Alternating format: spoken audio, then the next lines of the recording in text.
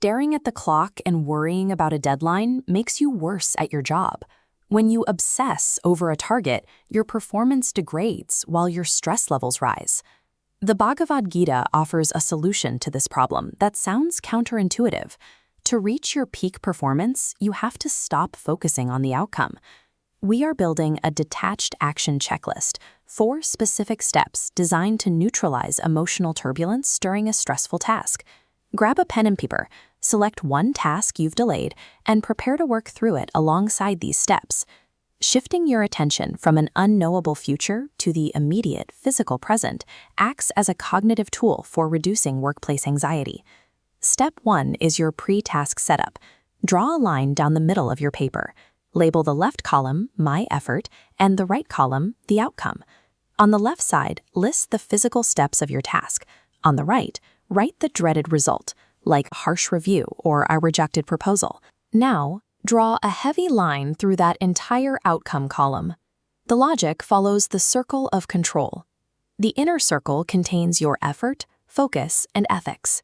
The outer ring contains client reactions and market changes. Crossing out the outcome column acknowledges that those results are separate from your actual capabilities. Regulate your nervous system before starting. Follow the pacer. Inhale for 2 seconds and hold for 1 second. Now exhale for 4 seconds. This establishes the baseline physical state required for focus.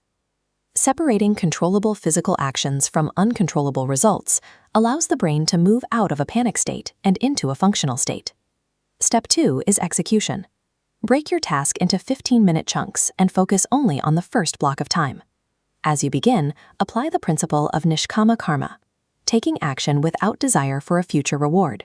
Detachment is not apathy. It requires pouring your full energy into the craft itself, rather than spending that energy worrying about the payout. A worker focused on a goal metric often suffers from split attention. The worker on the right, engaged entirely in the immediate task, achieves a state of hyperfocus. Mentally label any invasive thoughts about the deadline as outcome thoughts and actively redirect your focus back to the physical task. Removing the cognitive load of outcome anxiety allows your brain to dedicate its full processing capacity to the work. All available energy is channeled directly into the quality of the task. Mid-task disruptions are inevitable. You might receive an angry email, suffer a tech failure, or deal with a sudden cancellation. Maintaining composure during these moments requires samatvam, or balance. The Gita instructs you to perform your duty equipoised, abandoning all attachment to success or failure. This is the equanimity pause. The moment a disruption hits, you must pause for 10 seconds. During this pause, ask one diagnostic question. Does this new information change my immediate next physical step? Treating crises as neutral data points rather than personal failures prevents emotional hijacking and keeps the workflow intact. After you finish the task, begin a 2-minute post-task reflection period. Write a specific release statement at the bottom of your paper. I gave my best effort. The outcome is not mine to control.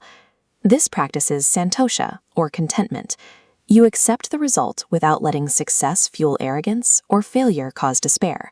This completes the 4-step framework: pre-task setup, execution, the equanimity pause, and the post-task release. Releasing the outcome entirely at the end of a task prevents residual stress from following you through the rest of your day. This workflow provides a path for you to complete your stressful tasks without allowing emotional attachment to derail your focus. Completely surrendering the results allows you to dedicate your full attention to producing your highest quality work. Keep your handwritten checklist visible on your desk. Deploy it before your next high-stakes meeting or project block. Professional freedom comes from mastering your own immediate actions, rather than attempting to control external factors like market shifts or leadership decisions.